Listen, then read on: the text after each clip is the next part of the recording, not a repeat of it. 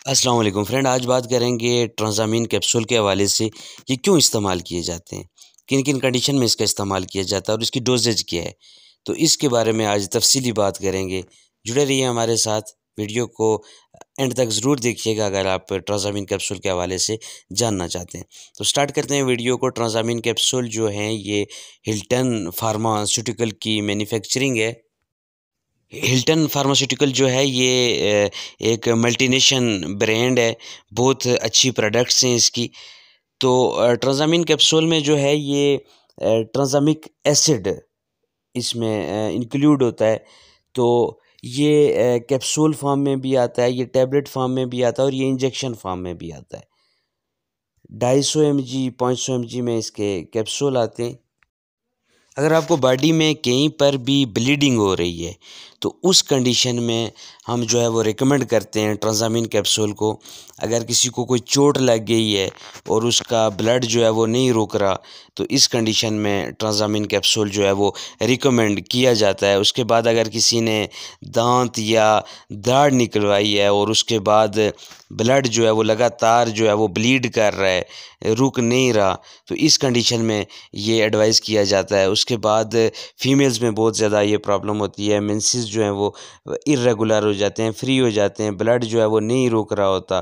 तो इस कंडीशन में भी जो है ट्रांज़ामीन कैप्सूल इस्तेमाल करवाया जाता है। इसके बाद जो सर्जरी होती है, सर्जरी में ब्लड जो है वो नहीं अगर रुक रहा हो तो इन तमाम कंडीशंस में ये ट्रांज़ामीन कैप्सूल जो है वो इस्तेमाल करवाया जाता है।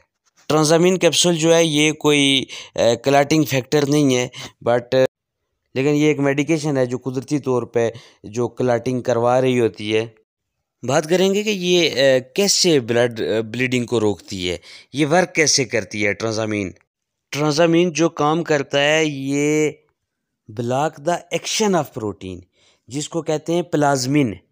प्लाज्मिन जो है ये बेसिकली एक एंजाइम है जो ब्रेक डाउन करता है ब्लड क्लॉट्स की और अपना एक रोल प्ले करता है to regulate blood clotting mechanism.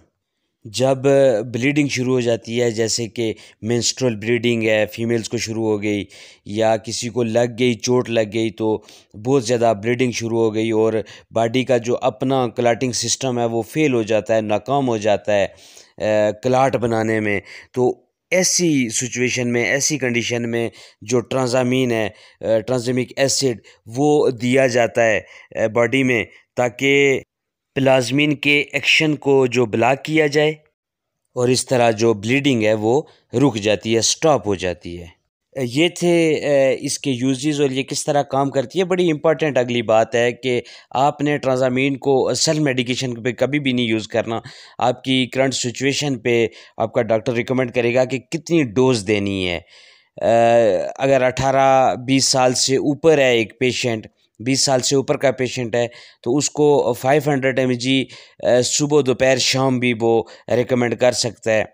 अगर 10 से 12 साल, 18 साल, 16 साल इस दरमियान में है तो 250 mg जो कैप्सूल है वो रिकमेंड किया जाता है।